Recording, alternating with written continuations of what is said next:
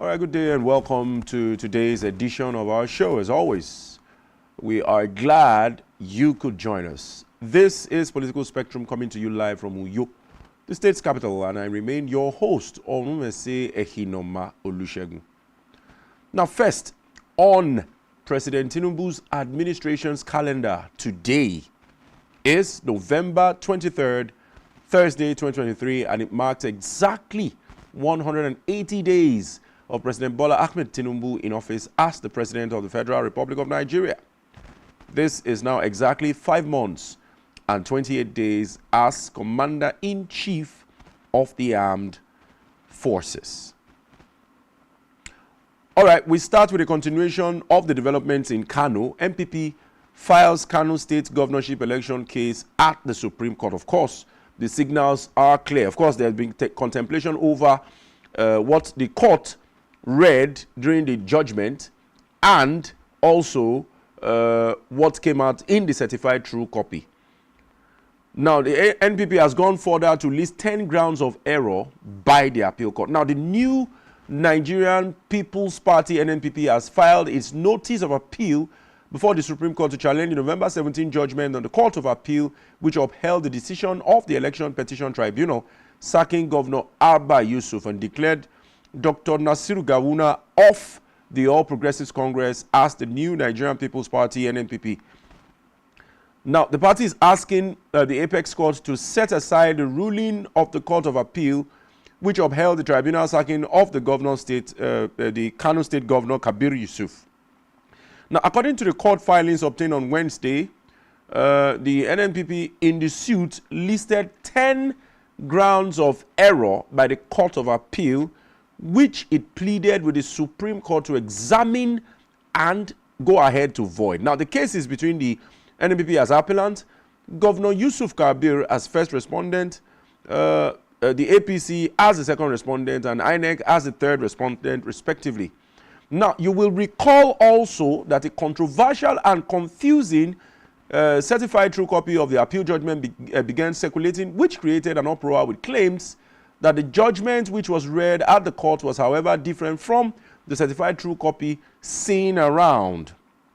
Now, the APC had long since claimed that they were yet to receive their own copy of the judgment, but meanwhile, the court itself, the Court of Appeal, yesterday again said it stands by its judgment sacking Governor Abba Yusuf of Kano State, but clearly, we can see clearly that the certified true copy of the judgment which is being circulating around is saying otherwise. So there's been some discrepancies. We took that very early yesterday. We took that story early yesterday. We hope that the grounds are better cleared today. But before we go on, let us quickly list the 10 grounds of errors that NNPP had put. I don't know whether I can come on my screen here so we can go through those grounds. Now, the decision of the tribunal on issue of party membership was in favor of the appellant and first respondent. Now, the second one says the decision of the tribunal on issue of party membership was not challenged in the instant appeal to the Court of Appeal. So where is it being imported from? Those are the claims. The third one very clearly said the Court of Appeal reviewed and reversed the tribunal judgment that went in favor of appellants and first respondent when no grounds of appeal or issue was formulated to warrant such a review. The third one, real quickly, the Court of Appeal reviewed and reversed the tribunal's judgment that went in favor of appellants and first respondents when no ground of appeal or issue was formulated to warrant such a review. Then the fourth one says the first respondent, of course we know it's Kabir Yusuf, as the only appellant in the court below in the instant appeal, limited his dissatisfaction with the judgment of the tribunal but expressly left out the portions where objections were resolved in favor of the appellant. Now let's see the fifth one. The objections resolved by the trial tribunal in favor of the appellant and the first respondent encompassed questions of non-qualifications of the first respondent on account of failure to have his name in appellant's membership register. Now, there was no cross-appeal by second respondent to warrant the reopening and resolution of the issue of non-qualification of one respondent by the court below. Now, the court below lacked jurisdiction to delve into issue of non-qualification, of course, which are pre-elections matter, and that is what exactly on the grounds of the appeal they are contesting against. It's a non-qualification of the first respondent on which there was no appeal before the Court of Appeal in the instant appeal. So the question now is, where is the Court of Appeal bringing such a thing in? Nobody wrote a petition against it. It was not treated as a pre-election matter. So why is it now being imported into the judgment and clearly taking a mark? Now, the 8th one says allegations of presenting an unqualified candidate to contest election is an infraction for which a political party is liable to a fine of 10 million naira where properly raised and established. I think we still have about 2 more. Then allegation of presenting and an unqualified candidate to contest election being a criminal offense could not be raised and determined so motu on appeal as the Court of Appeal did. And the final one, the entire judgment of the court below would have had no premise or platform to anchor a finding of non-qualification of the appellant to field the 15th respondent at the Kano State governorship election. Now, there you have them. Those are the 10 grounds on which they feel the appeal court had a judgment on error. But do they have a right to respond? Do they have a right to appeal? Of course, they do have the right to appeal. But here are the controversies still surrounding that judgment. We took it yesterday on yesterday's episode when it was still fresh. Now, the certified true copy is upholding Kabir Yusuf as the substantive executive governor of Kano, whereas during the judgment, the reading by the judge, their lordships, I can't remember the exact name now, clearly was stating that he has been relieved of the duties of the executive governor.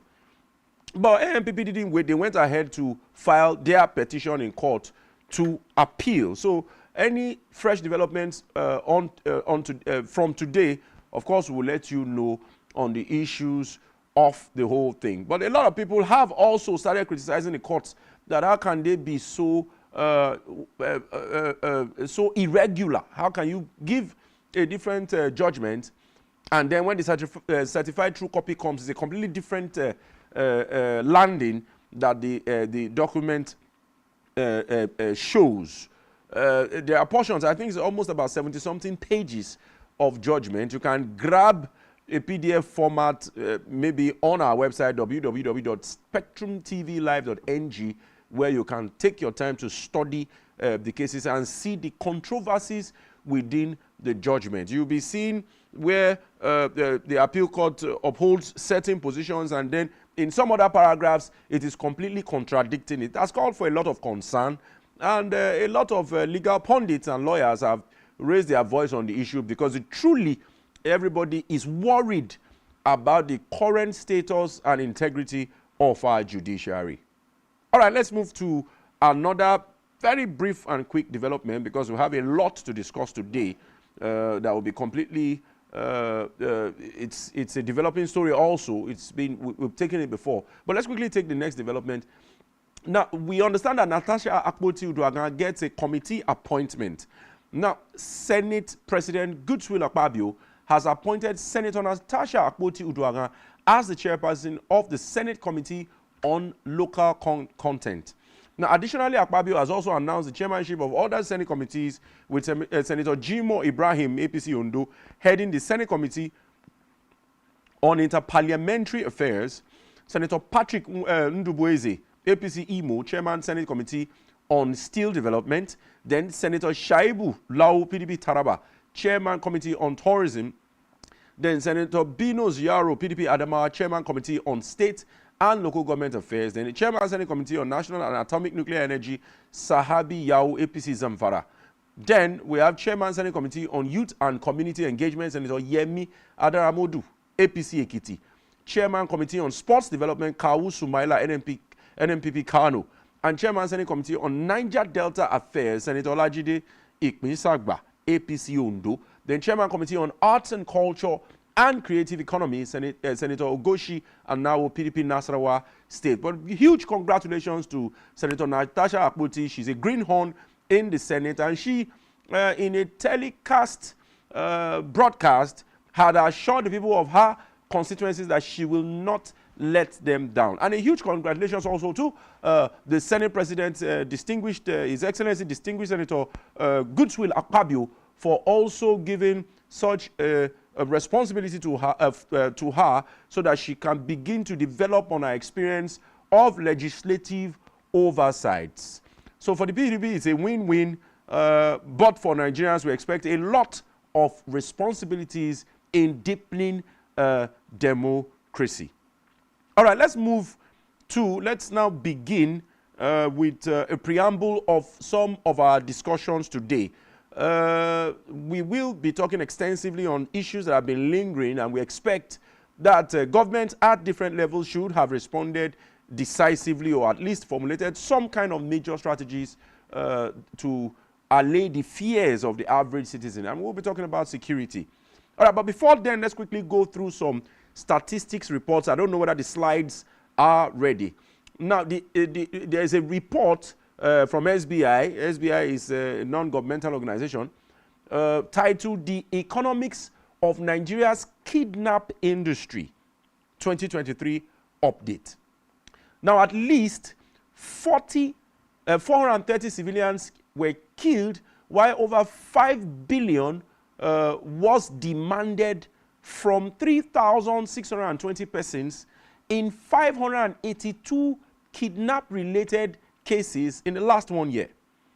Now, according to a new report by SBM Intelligence, this is as the insecurity in Nigeria has led to countries named missing from the 15 most peaceful countries in Africa.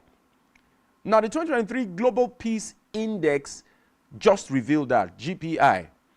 Now, the SBM report titled The Economics of the Nigerian Kidnap Industry in 2023, Follow the Money. That was the sub-theme. It also indicated that 19 security personnel were killed during the crossfires, while 121 of the suspects were gunned down in the report. Now, SBM, an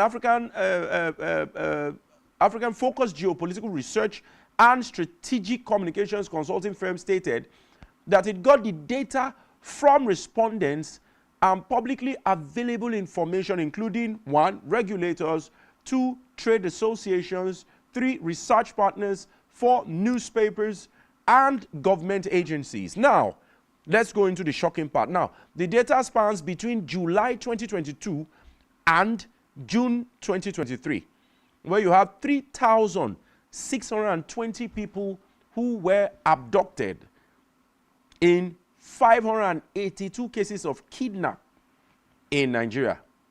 And we have about 5 billion as ransom. If you calculate that in dollars, that's about $6,410,000 as of 30th of June this year was reported as ransom demands, while verified ransom payouts amounted to $302 million.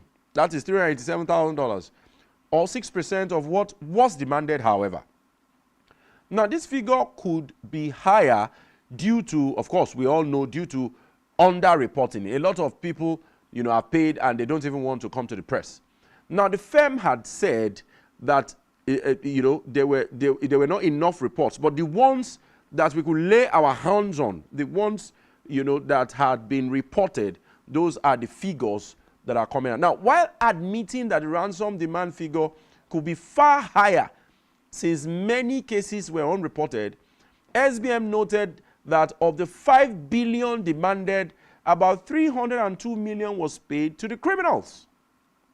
Now, in the study spanning July 2022 to June 2023, the firm stated that the Nigerian currently faces security crisis across all 6 geopolitical zones, including Boko Haram, bandits, criminal youth gangs, sea pirates, and armed separatist agitation. And with a number of the country's security threats overlapping, even the Boko Haram insurgency is expanding westwards. And the indigenous people of Biafra IPOB, the agitation is becoming more dangerous every day. Now, ransom payment has become the dominant motivation for kidnapping to Nigeria's struggling economy, rising inflation, and high unemployment rates. Now, a very peculiar situation here in Akwa Ibom region is the case of the kidnapped Akwa Ibom coppers that we had. We were amongst the first people who carried the reports, and we did a lot of analysis on it. It involved a lot of stakeholders, and that is a major cause for our discussion today, as some civil society advocates have decided to take it upon themselves to charge all the necessary stakeholders, especially the federal government and state actors, to be more responsive in securing lives and properties of the average individual, or the average indigene, or the average citizen of Nigeria. All right, here is a video, an amateur video taken, more of a propaganda video, where the actors or perpetrators of the heinous crime were showing the pictures of the kidnapped victims who exactly sometime around, I think September, boarded a bus here, a commercial bus, on their way to Sokoto. They were abducted, and up until now, they are still in their custody. Probably some of their family members are not communicated. And because they know it's a lucrative business, they have decided to show some kind of propaganda video to show the family members that here, your words are here. If you don't pay, we will kill them. All that and more we are going to be discussing when our panel is set for discussion. We go on a short break. Thereafter, we'll be right back to introduce some members of the panel. Those that are ready, we start on the conversation because a lot needs to be covered today. If you're just tuned in, it's Political Spectrum on Spectrum Television. We'll stay tuned. Don't go anywhere. We'll be right back.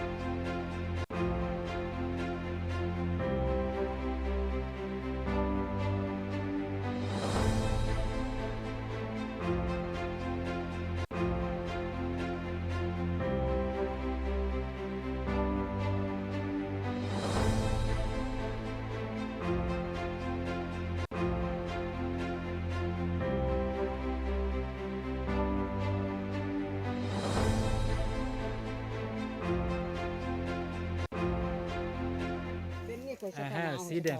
Oh, just a horror, man. I'm doctor. They are in now. And then you are go.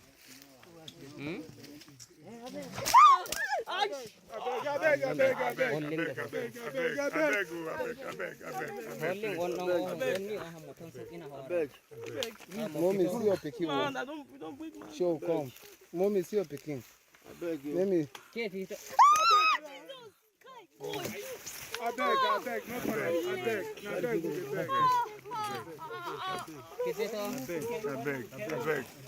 no problem. I beg, Mother, I say no, they can now decrease. maybe I talk come. See them. Oh, just a horror, man. I'm doctor. They are in now. And then you are go. Mommy,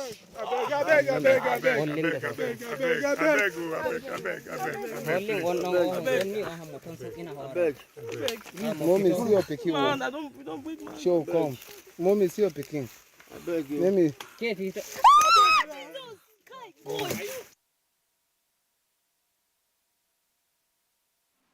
Due apologies if you find that video a bit offensive, but it's about time that the bull be taken upon its head. It is important that we show the depth and the deterioration of our security situation so that the necessary authorities will take charge and respond almost immediately.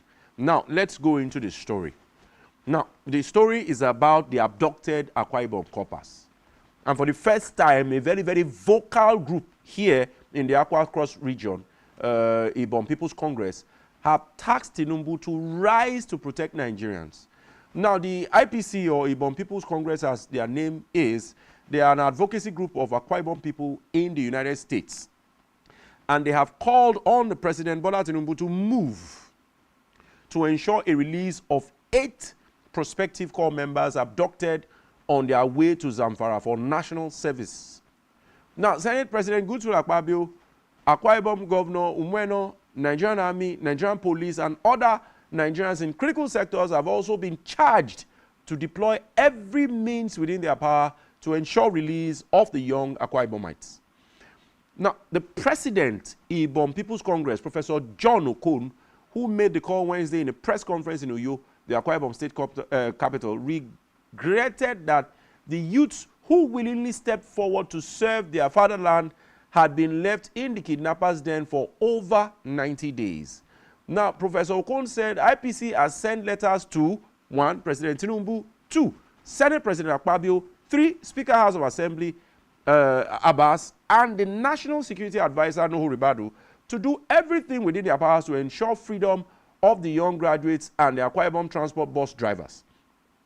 Now, the IPC president, who was flanked by Global Director of Communications of the organization, Citizen Matthew Okono, and a member, Greg Amber Obong, appealed to the aforementioned leaders to forego political affiliations and sentiments, but to consider the traumatic effect of the captivity on the young victims and their families. Now, he listed the abducted prospective corps members, and we're going to go through each name one by one. They include 1, Daniel Etim Basi, a graduate of University of Nigeria; Uyo Obong Victor, graduate of University of Uyo; Sabat Anyaewe Ikan Okoromboko, forgive my pronunciation, graduate of Akwa Ibom State Polytechnic, Ikot Osurua, Ikot Ekmene. Then others are Abigail Peter Sandy, who is a graduate of Merid Polytechnic, Mbiaso; Glory Etukudo Thomas Idung Uso, graduate of Heritage Polytechnic Eket; Emmanuel Esudwe Oruko, Victoria Basi Udoka, graduate of University of Uyo in Akwa Ibom State. Also abducted were Solomon Basi Daniel, graduate of Akwa Ibom State Polytechnic, Ikot Osura, Ikot Ekmene, and the driver of the transport company, Akwa Ibom Transport Company Limited, AKTC.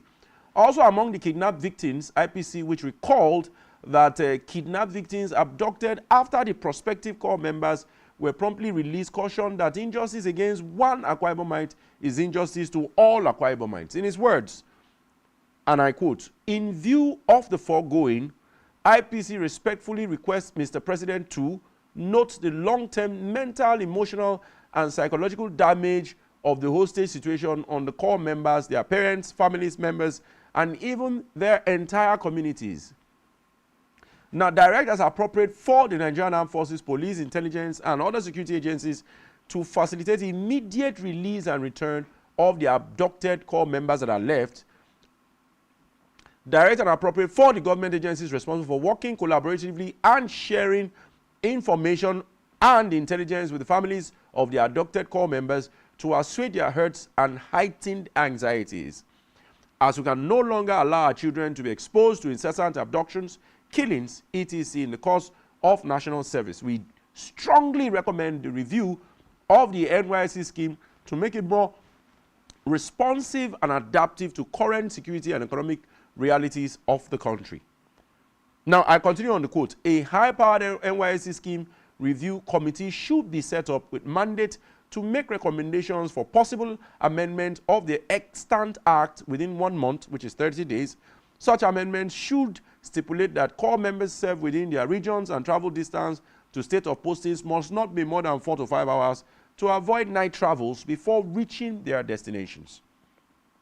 Now, this, however, could be and or is subject to review in future as the security situation stabilizes. Now, IPC also called on Nigerians, political and religious organizations to join voices in the call for the release of the young Nigerians. All right, we have one of their global corporate communicator who's also the director of Open Forum, a regular resource persons on political spectrum, Citizen Matthew Okono, on standby. Citizen Matthew, if you can hear me, good morning to you. Good morning, Shegun, my brother. How are you doing today?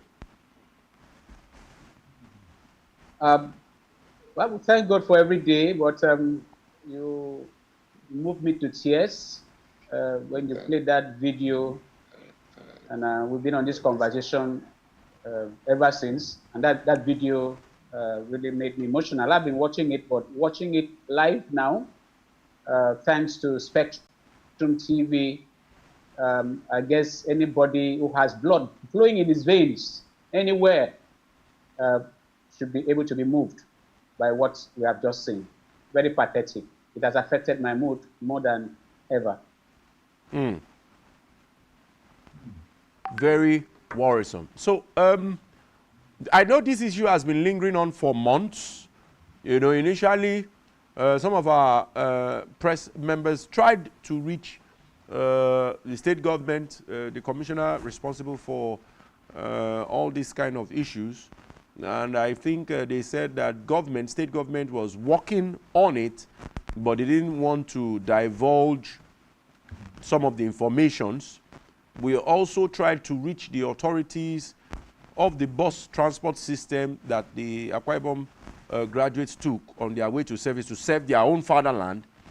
But those ones completely declined, and they said that the CEO could not be reached. And since then, we've taken a few off the reports also, especially when the family members took to the streets to also protest. But I want you to give an overview of the press conference that was held yesterday, because I know you used the opportunity to talk to the whole world, and you also used the opportunity to talk to government to step on this so that those abductees that are still alive will come back to their families, you know, safe and healthy. So lay the foundation, take your time, so that Nigerians and people who are listening and watching us can get a grasp of the situation. Citizen. Yeah, thank you very much. I want to once again thank SpectrumTv for being there for humanity. First of all, I want to give a little background of Igbo People's Congress.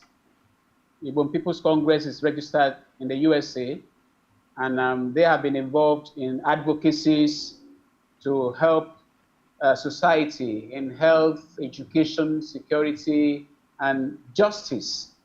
And I was introduced to IPC through some person that has been watching my advocacy. I've never been to US before, and they invited me to join them, and I told them at that time that I may not be possible since I was deeply involved in a sociocultural group called the Elders Forum.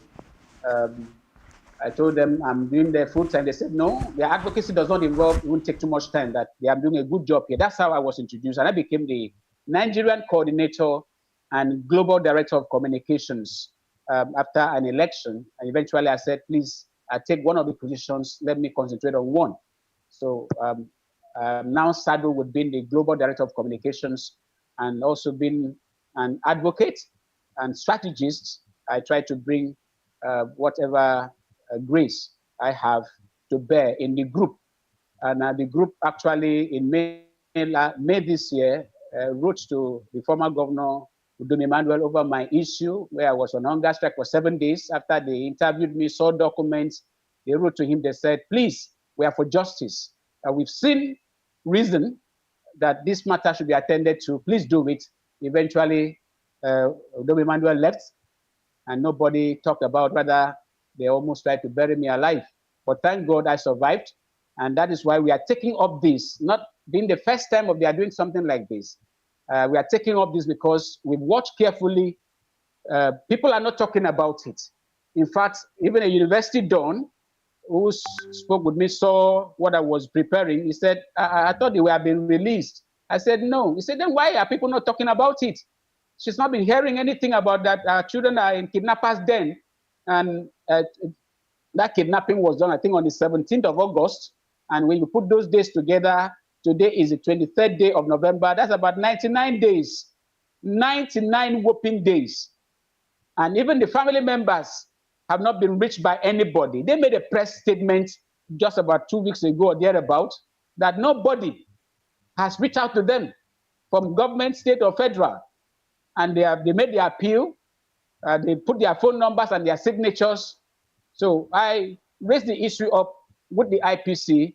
Since Open Forum is still hibernating, we are preparing to launch out again after that terrible experience in the last administration. So IPC took it up and decided we must do something.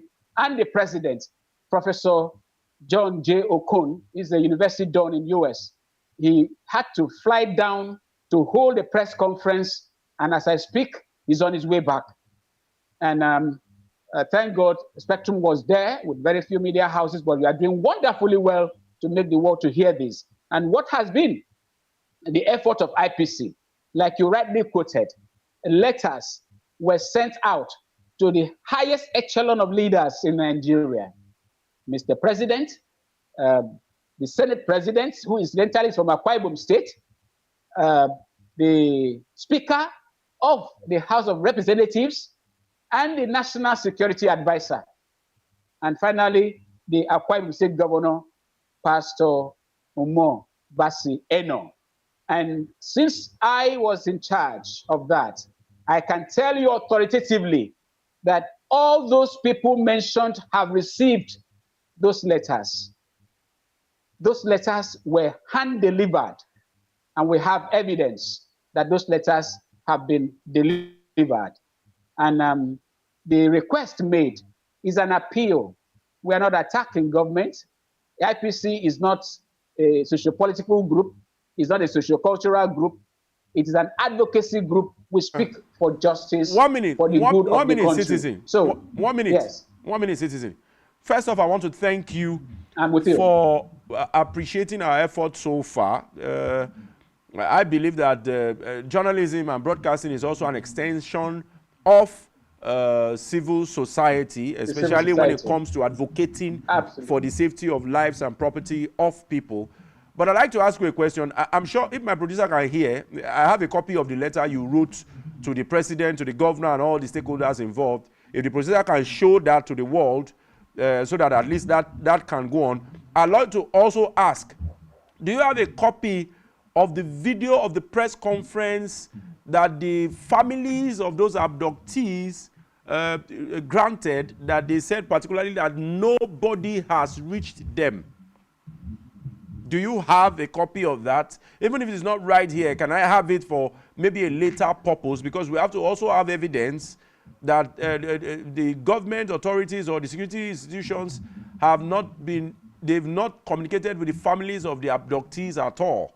Because the idea is, if government is found to be sleeping on this issue that regards people's lives that have a future, it is our responsibility to wake up government. Nobody is saying anybody has done anything wrong, but government must wake up to its responsibility. So do you have a video evidence showing that the families are saying that nobody has reached them? I'd like to know that, please.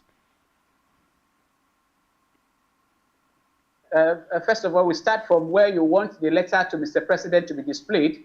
The copy you have is not the signed copy. I have the acknowledgement copy from the presidency. I have that from the Senate President, Office of the Senate President. I have that of the National Security Advisor and the House of Reps and that of the governor.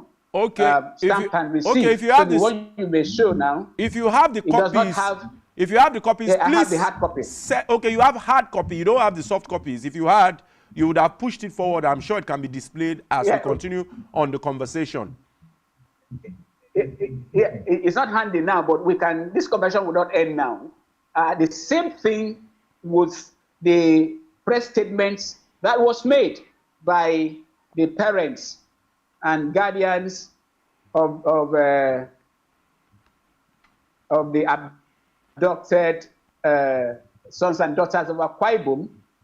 They made it available to the press, and by the grace of God, I can tell you that I have a copy of it, and you must have seen a picture of those abducted children. That picture, I hope I'm live. That picture is what I have used to put on the vest, if this is captured. Okay, the free prospective corps members. Yeah, there's a picture that came from the parents, and that's the picture I've used to make this vest, which I am going to wear this for the next 7 days. Okay. So after this program, I will let you have a copy of it, and note that press statement was signed by all the parents involved, and they told their story. I have a copy of it, and the picture that was attached.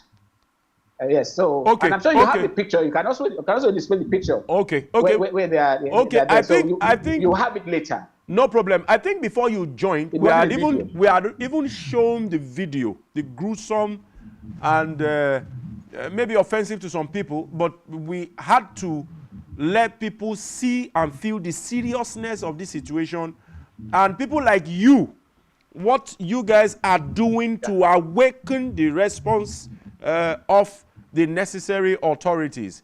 Okay, I understand that Mr. Harry Udo has also joined virtually.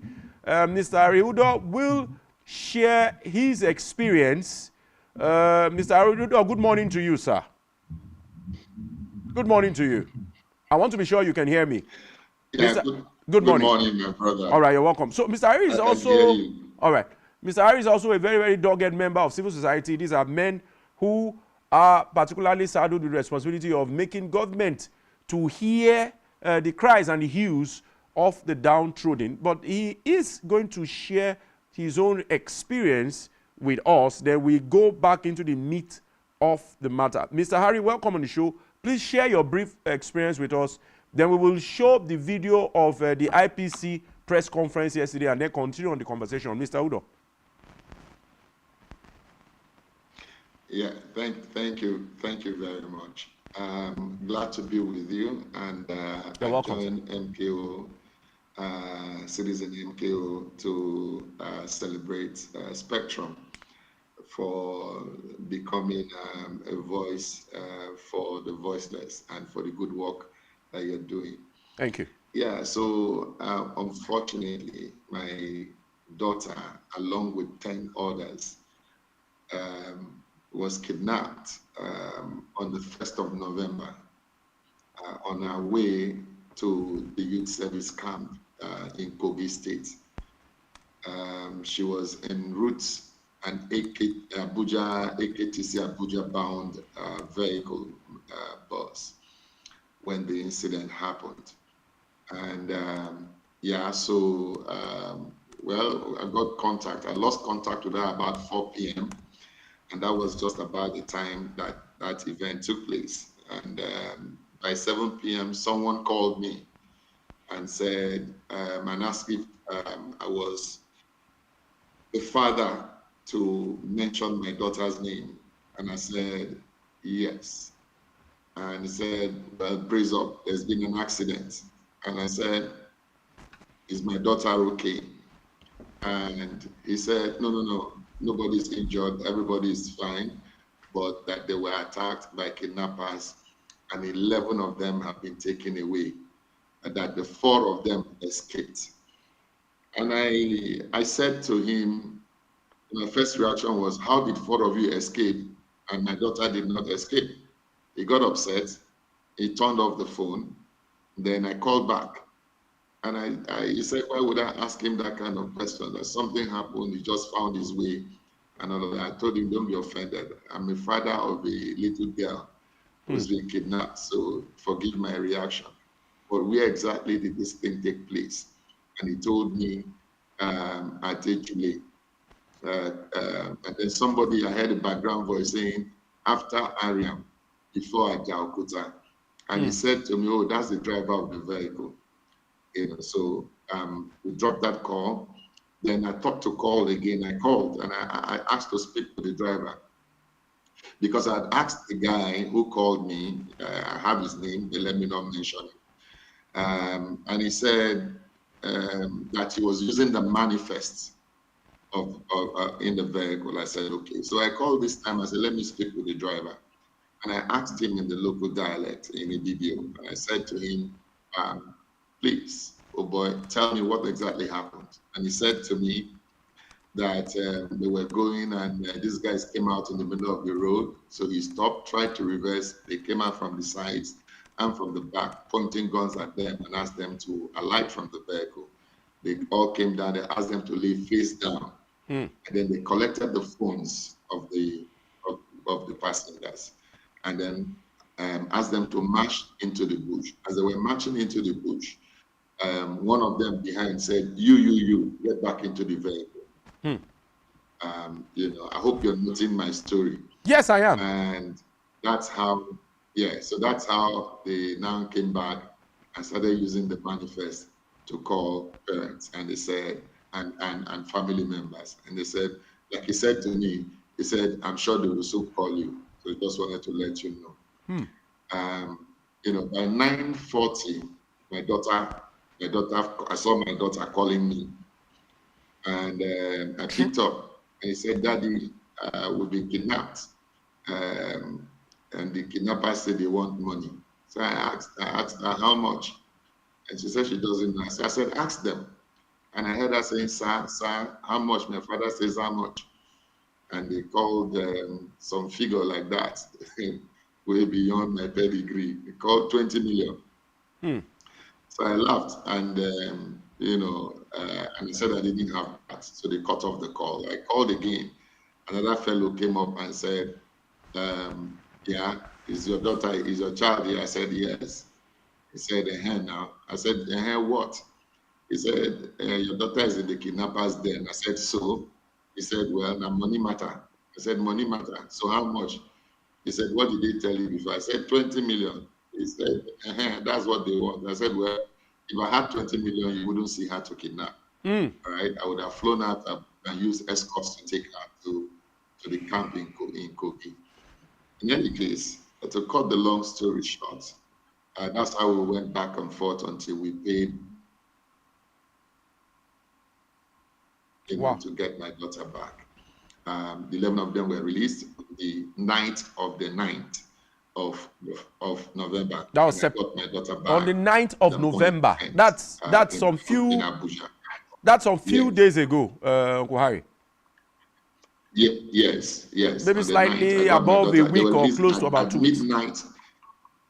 At midnight on the 9th, but by the time they got to Abuja, I got my daughter back by 10 a.m. in Abuja on the 10th. In the morning. You know, when these things happened, I can tell you as I speak with you that no one from the AKTC has reached me either by SMS. I was even going to go there. I was even going to go there because this will now demand that we use whatever we have to get the kind of response we get. Because on these two occasions now, the first one being the one going to Sokoto, which Ibom People's Congress addressed yesterday. This was the same AKTC transport. And now you are giving a vivid account, a father's account of the ordeals that your daughter faced in the hands of these people. And it's the same AKTC line. And both stories corroborate in the position that no AKTC representative has communicated with any of the families. And I find that a little bit disturbing, although I'm not supposed to share my opinion on this show. But I'd like to get clarity again, Mr. Odo. Of course, I know how you feel. I know how you felt. There was no way you would have been calm, you would have been a little bit agitated. You said you made payment. We were traumatized. Yes, of course, you were traumatized. So you said you made Yes. payment. How much did you pay? And after you made payment, what exactly did they tell you? Well, I may not be willing to divulge how much we Fine. paid. Okay, fine. But I'm aware that some persons paid more than others, and I think I'm one of those. And you know, and yeah, so the range was around 2 million and above, and then some paid below that, thereabouts. But what is most important is not even the money paid. I mean, it's painful in these hard times, to be able to, be able to put out that kind of money, especially and unplanned for stuff like that. And for a child who was going to do national duty and all of that. So, but the point is that the people who had the responsibility to ferry this child to a destination, which was Lokoja at the time, she was in the bus, that was en route Abuja, has not responded. And I can tell you, like the MKO was saying, I also leveraged on contacts and I reached out to the highest echelon of government in this state. And you can note that I said the highest echelon of government in this state. I understand clearly. Yeah, so I didn't get a response, even though I was later told someone within the government said, "Oh, the governor has reached out to the governor of Kogi State." But you see, I had expected not even the money. What was paramount in my head wasn't the money, was getting my 20-year-old daughter, who has always been chaperoned, who has never traveled alone before, who was now, for the first time that she was stepping out alone, was now in the hands of evil men. Wow. I wasn't afraid of her return. I was afraid of what would happen to her psyche. All right. I was afraid of the trauma she was exposed to at such tender age for someone who's been insulated all her life, to be exposed to that kind of traumatic experience. As she told me, was sleeping on the bare floor in the bush. They were being fed once a day with food not fit for dogs. And initially, she wasn't eating until those women that were with her started encouraging her to just put something in her stomach. By the time I took my daughter, she was emaciated. Her eyes were sunken. I have the picture I took of her. If you see that picture, you will cry. But I took that picture for posterity. No one in government reached out to say, "Hey, oh boy, we've heard this matter and we are working on it." That was all I needed. Mr. Odo, doing something. Mr. That Odo, the secretary to the state government was aware that it was doing something. That all the persons were doing something. I want to take time out to specially thank the deputy speaker, wonderful guy. I want to thank the chairman into local government. Those two guys stood out for me. I don't think maybe because I'm from it too, but they identified with me, prayed with me, and the chairman himself went to local government chairman, went all the way to the NYC camp here in Akwa Ibom to go try and make efforts within his limited reach to see that my daughter was returned. Those are the kinds of things that you need to hear from government when citizens are kidnapped. So to hear, I'm corroborating to you that the government hasn't reached me, neither has AKTC reached me to say, even just to say, "Hey, we are aware that your child was kidnapped. We are working on it. We don't pay ransom, but we are working on it." That's all I needed to hear. That my government, takes every single individual of the state into consideration. The same individuals they will return to for their votes. to show that they are important. Nobody, I mean, I sent text messages and I have evidence. You know, some of them I've known for more than 20 years now. No response came, not a response like, hey, how did that happen? Nothing like that. Oh, don't worry, we're working. I heard that the Commissioner for Internal Security said that they have retrieved, they have, you know, secured the release of the 11. How did he do that? How did he? I need him to explain to the public how he did that. Okay, Because Mr. Audo. families, and we're looking to assess, families negotiated for themselves and got their wards and family members, their wives and children and brothers and sisters out of the game. The government did not do anything. So how can the commissioner now come out to say that they have secured release? What did he do? Yes. Does he know me? How Does he know did any of they, the exactly, family members? Did he speak to any of them? how did they secure the release? What information did they work Yes, on? we need to know. Yes. Okay, Mr. Audo, in as much as I want to really sympathize with you and say on behalf of my platform and management, we are very sorry, but we thank God that your daughter is safe. This account Absolutely. from you, aside the fact that it's a very touching one to myself and my crew, I'm sure anybody who is watching this program will also be touched, you know, with it. But quickly, let me go back. I don't know whether my producer is ready. Let's play the video of the IPC conference and the categorical statements and demands from government. If my producer is ready, please let's quickly take that video.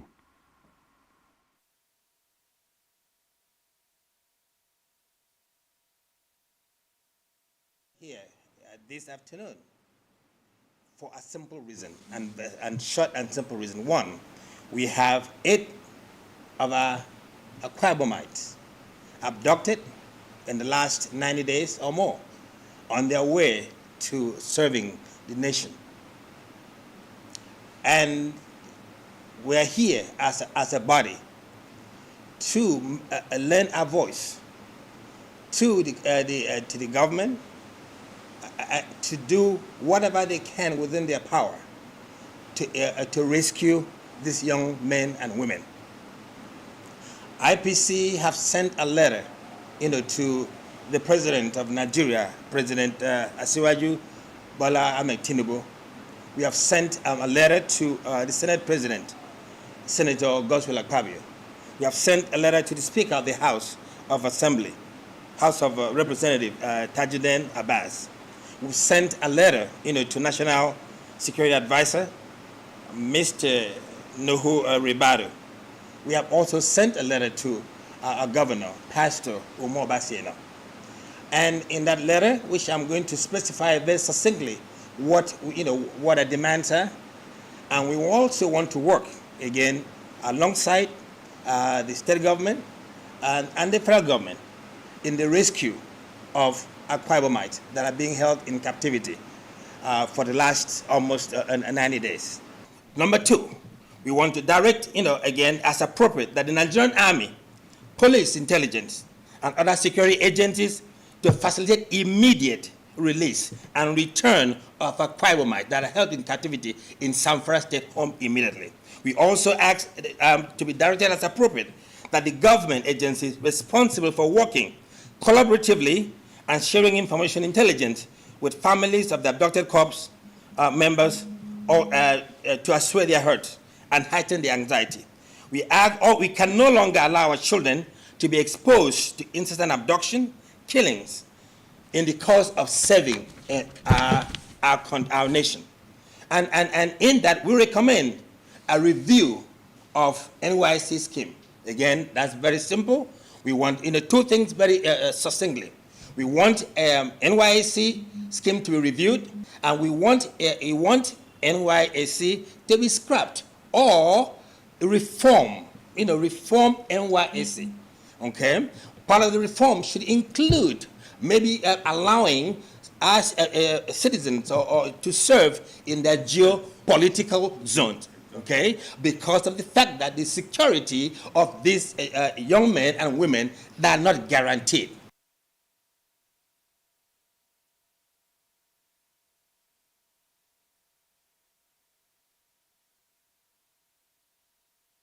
All right, there you have the statements from the Ibom People's Congress.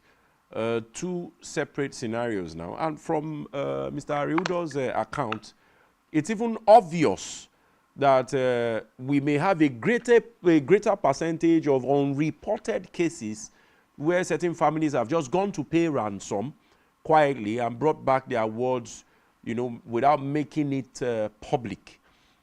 This issue concerning the coppers that have been abducted on their way to, I think, Zamfara or somewhere around Sokoto, they are in the same region, has been on now for, I'm sure it's about 3 months. I want Citizen MKO to elaborate on that. For how long have these abductees been in the hands of the abductors? Citizen. Thank you very much. Mr. Harry Udo's story, actually Pastor Harry Udo, took me by storm this morning when you, Shegu, informed me. I couldn't afford to put a call across. I was with a sister, I was on a radio program, and then I had to come and join this. I couldn't call him before now. And I've known Harry Udo for several years, since about 2006 or much earlier than that. And he has worked for this state. He has worked for this country.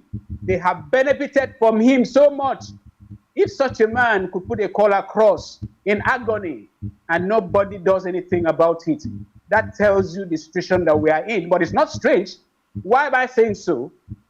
Because those who are supposed to solve problems are also generating problems for themselves, enough that they can't even solve their problems. That is why civil society must wake up to help those in power. It's quite unfortunate. I actually raised that issue. I tried to look for news reports to incorporate it in our letter to Mr. President. I found that you don't see that story on the media. I heard there was a case like that, but it is not reported. And this is a state where you have more media aides than those that are working in a whole ministry as staff, from director, from commissioner to messenger. More media aides. Most of them do nothing else but propaganda. They themselves, they know. If a civil society person talks, they will go and tell lies and everywhere, but it's unfortunate, and it's so good that Pastor Harry Udo has brought his story to the fore. And I want to add, I have a friend whose family member have not been found, maybe running for 2 years now. And it happened somewhere in the East. They made effort with the security agencies, and it's like, it's not even reported. So there are so many unreported cases. So the number of days that this one that we took up is, by today, 99 days. Today is the 23rd. Thank you for having their picture there. That picture is gotten from the publication that was made by the family. That's where I got that picture from. And the ones following here, I think I did a screenshot from the video that is said to be the video of our brothers and sisters. May not be independently confirmed that, but the picture, I got it from the letter, appeal, the cries that the parents have made. So it is 99 days today. Today is November 23rd, since Akwa Ibom sons and daughters were abducted on their way to serve the country in Sokoto. They were abducted in Zamfara. And people don't want to talk about it. Thank God there's somebody who has collaborated. And when I tell my story as a victim, people will say, no, this and that. I had people who were so concerned during my hunger strike. And they called me privately that they have spoken to somebody in government at the level of even a commissioner or commissioners. And they said they are doing something about it. I knew it was a lie. So I told the person, they are lying to you. If they are doing something about it, how many days now? And it was a lie. They will assure you that they are doing something about when they are doing nothing. Having been a victim, I can say that, and let anybody that will feel contrary come and challenge me. A friend was even where they were discussing, the government people were discussing me, and was hopeful Okay. We're going to do something. Okay, citizen. So this is Citizen, the thank you. problem. Government does not respond. We must engage them to respond because every life matters. And let Okay. me quote what Professor John Okon said. Just a moment. He said, "It's always somebody else until it happens to you." Those Okay. who are in power, if it were to be their sons and their daughters, they wouldn't stay there for 24 hours or 48 hours. Okay, citizen MKO, we do not pray that it ever happens to you. We do not pray for that. But we also want to appreciate the passion you have put into this. Anybody who hears you will even feel that you probably have suffered this kind of fate from any of your children or whatever. And that is really the essence of civil society. But Uncle Harry, as we popularly and fondly call you, let me get back to you. Now, government's non-responsiveness. I just reeled out some data here. At least 430 civilians were killed, while over 5 billion has been paid for ransom from 3,620 persons in 582 reported kidnap-related cases. That's a huge amount of money and a huge number of people, you know, over that length of period. How terrible is government's irresponsiveness to these cases? Because we felt it was heightened under the Buhari's regime, but the data I'm collating now, especially the one from SBM, the NGO, the figures are staggering. And you are a direct victim of this thing because you were the one who was called to come and redeem her and make payments. How deep is the irresponsive nature of government, regardless of the level? And please, sir, if you need to mention names, please mention names because it's our responsibility. We are not fighting government. We are just calling their attention to what they are supposed to have been handling. How deep, sir? Wow. It's really deep because, like MCO was explaining, all lives matter. And like I said earlier, what was required when we put out the messages we sent to all the levels of government to the highest was just that assurance that they were going to do something. You know, but I reached out to people like Professor Linus Asupo, the DG of Meteorological Just. That man galvanized into action immediately, and the responses began to come from the federal level. All right, but within the states, I didn't get any. All right, and that was really bad. Okay, besides the people I mentioned earlier in appreciation, you know, who maybe because probably not just because I am from the local government area. I mean, I've known the two local government chairman, passionate person. And then right on the Kufred Asibide, the deputy speaker. These guys were with me and called to find out how things were going, you know, until my daughter was retrieved and supported me to ensure that I was able to raise what was needed to get my daughter back. But from the government proper, I wasn't even looking at when I wasn't looking at financial, you know, support. I was looking at, you know, using the apparatus of government, you know, to ensure, you know, speedy recovery. I also expected words of comfort to say, hey, we have had this, we are working on it, all right? Nothing of the sort thing. And that's really terrible. That has, you know, eroded my confidence in government, all right?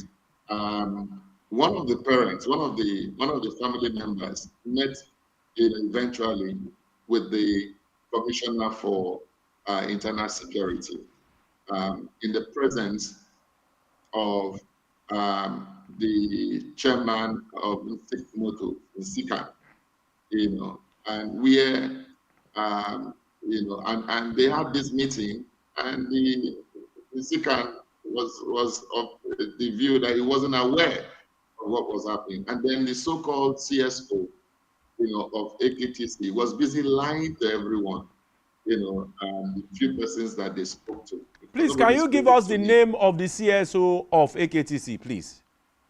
Can we have the name? I don't know the dumb star's name, and I don't want to know his name until the appropriate time. Okay. But he was busy lying that he had gone to Abuja while he was here in Uyo. And so that family member called him out in the office of the Commissioner for Internal Security.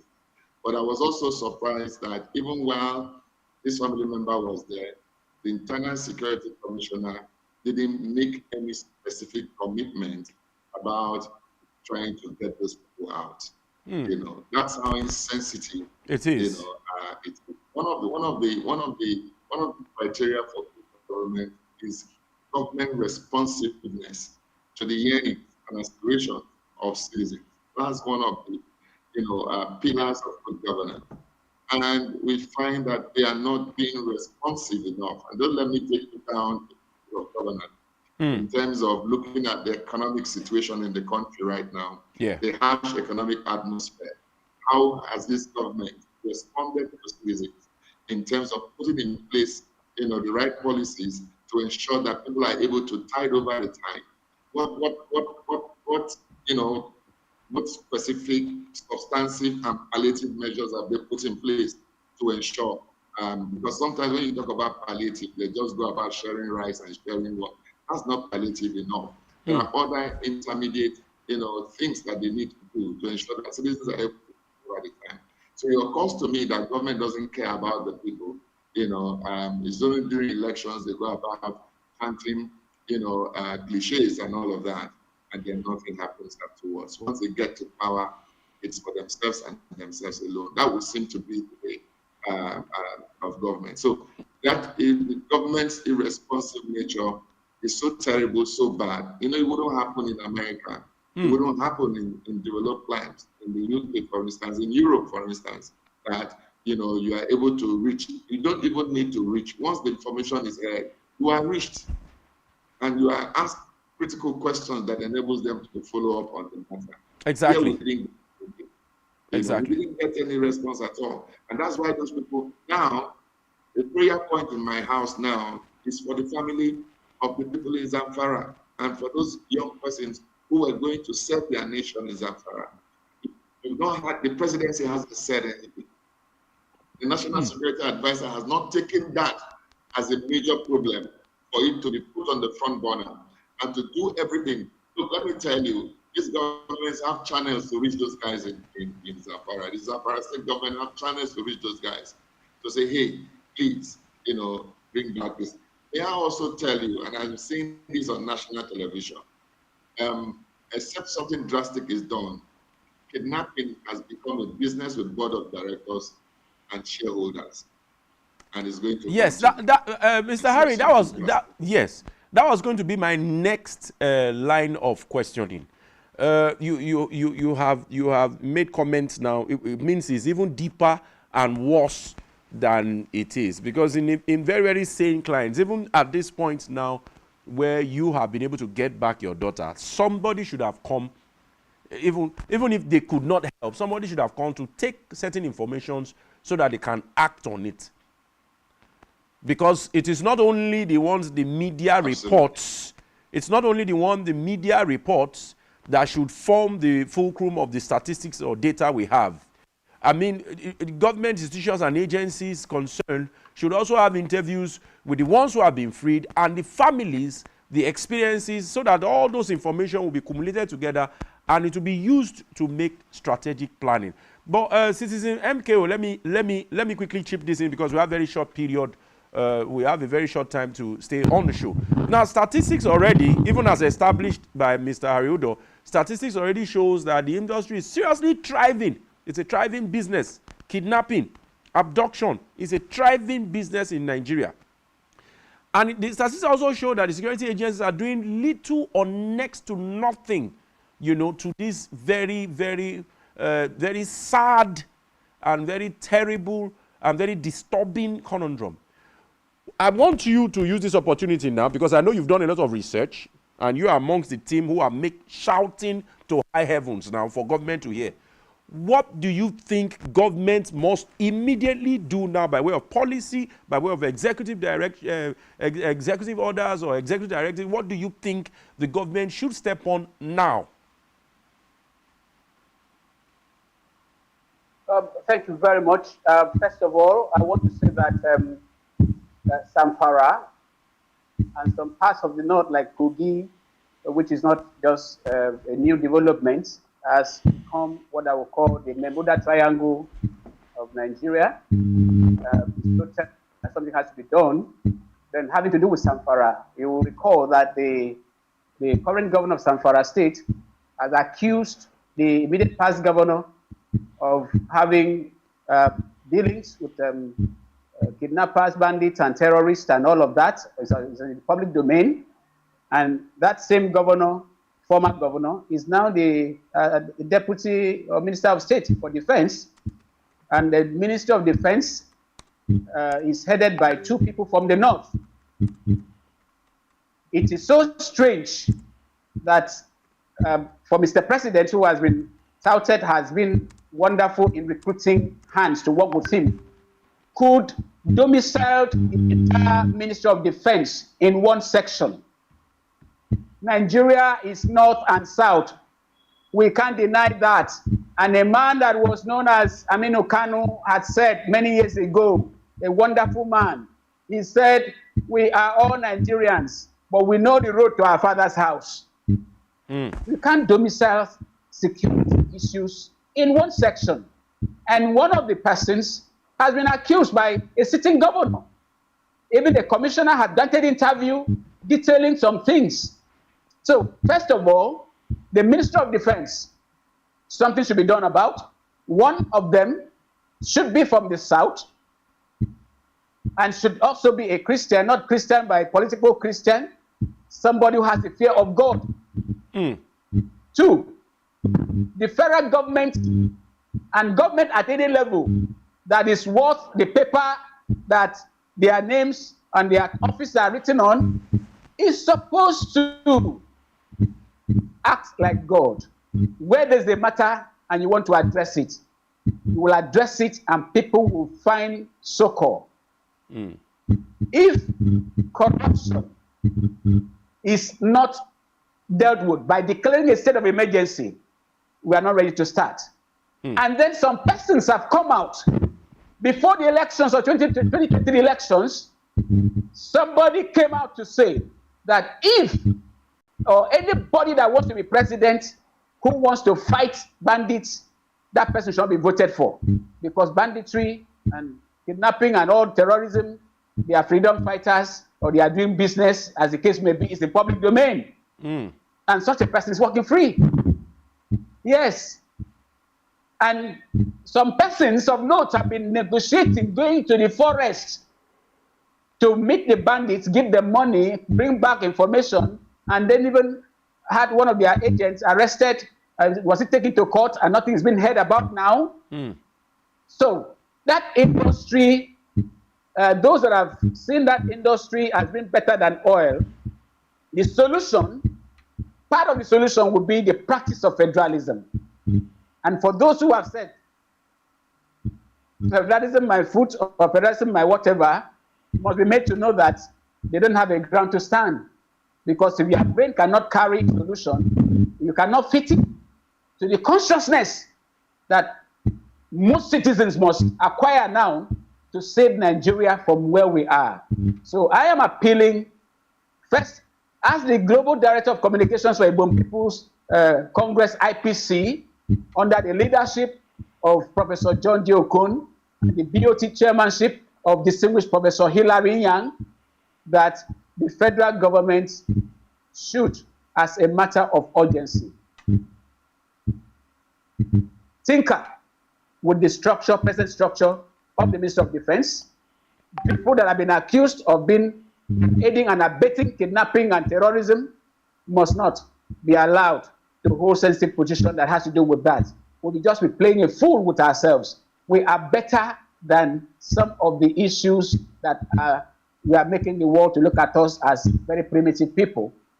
Two, the practice of federalism will curtail the space of people believing that they can go to sleep and not do anything, or resources that belongs to them, that belongs to another, comes from another section belongs to them too.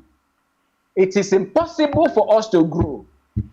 So if we do not declare a state of emergency on corruption, if we do not tinker with the Ministry of Defense as presently constituted, then means what Abacha said will stand as being true for all times, that where insecurity lasts beyond 24 hours, that government is involved.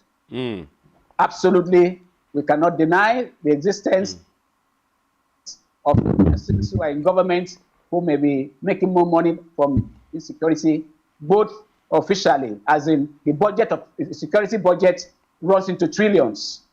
Never in our history. And then you go to the oil sector, and now it's not just those that are captured who are in the kidnappers' den.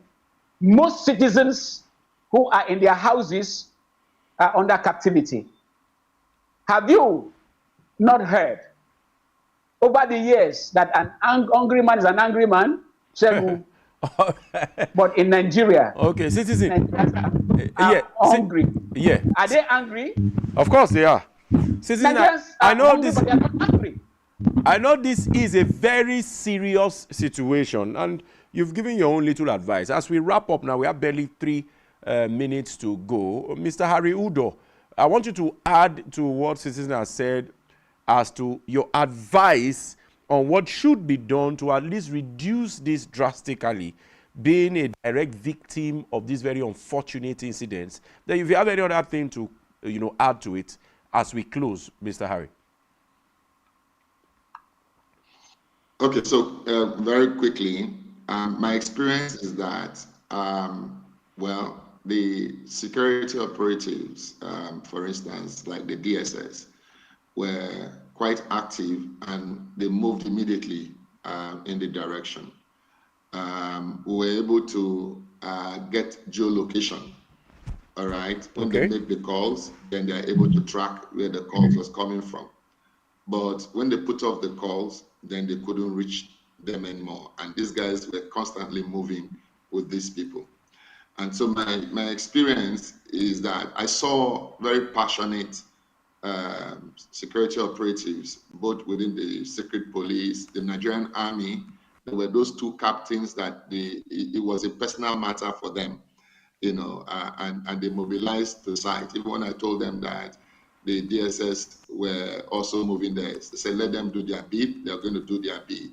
All right. So, but they were hampered by technology.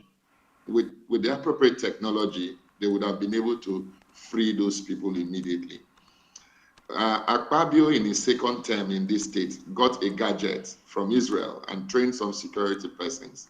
And that's how those who were perpetrating kidnap in the state were all annihilated, at that time. That equipment, whether you switch off your phone or not, or you remove the SIM from the phone, once you had used that phone before, that SIM before, could be tracked.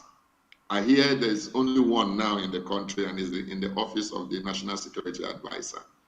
The security operatives need technology to be able to do. With the right technology and with the passion I saw in those DSS operatives and the Nigerian Army, they would have gotten those people immediately. But without the equipment, they are still fighting like doing their work like they were in 1940. So they should give the right equipment to them. They don't have it. I learned a lot during this process. And you see, if this, God forbid, if these rascals decide to wage a war against Nigeria, to be a tough battle, because you don't have the right equipment. You don't have the right technology to fight battles like it is today. So those people were there in the bush, but the security operatives couldn't locate them. Whereas with the right equipment, they would have been able to pick them. So what they were doing was conjecture based on the last point when they made the call and when the phone was open, when they were able to track. Whereas there are equipment that will enable them to even scan the whole forest at a go, know exactly and where check they were, for heat and sensors. isolate the victims from the bandits and be able to take them out. Thank you. So it's equipment. The government should provide. Our military, our security operatives are just working. Sometimes that's why sometimes they just sit down because there's nothing much they can do. But with the right equipment, we have some very passionate officers who are ready to work. I saw that during this case. All right. So they need to provide the apparatus they need to be able to do their work, which they don't have right now. All right. Thank you very much. I hope government is listening to the very, very important advices that Mr. Harry Udo and Citizen MKO have given. These things are not rocket science. Technology is very, very important. And practice of true federalism and a deeper sensitivity to the issues of protection of life and properties of the average citizen of Nigeria is very important because it is enshrined in the Constitution of the Federal Republic of Nigeria. I want to thank you, gentlemen, for being a part of this show. It has been a very, very touching show. And good luck moving forward, Mr. Harry Udo. Thank you so much for joining us. Good luck moving forward. Extend my joy and congratulations to your daughter when you see her. Citizen MKO, thank you so much for being a part of the show also. We'll continue to follow on the developments and try to put government on its toes to do the most appropriate thing. All right, that's been all we have to share with you on today's show. Hopefully, we'll see you on the next edition. I remain yours sincerely, Onwese Ehinoma Olusegun. Remember to join the conversations on all our social media network and check for subsequent videos on YouTube. Until the next edition, I want to say have a great day and take care of yourself.